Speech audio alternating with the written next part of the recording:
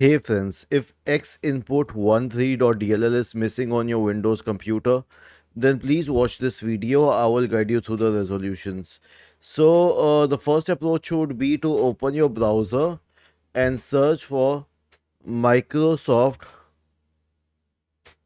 C++ redistributable, and then go to the first link.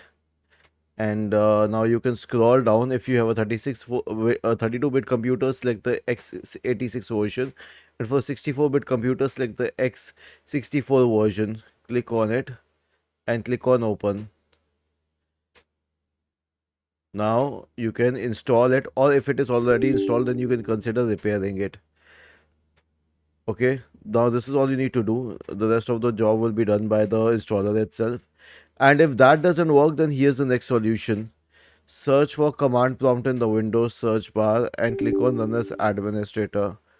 Type the command sfc space / scan now and hit enter to invoke the sfc scan. Was this helpful? If yes, then please subscribe to the channel.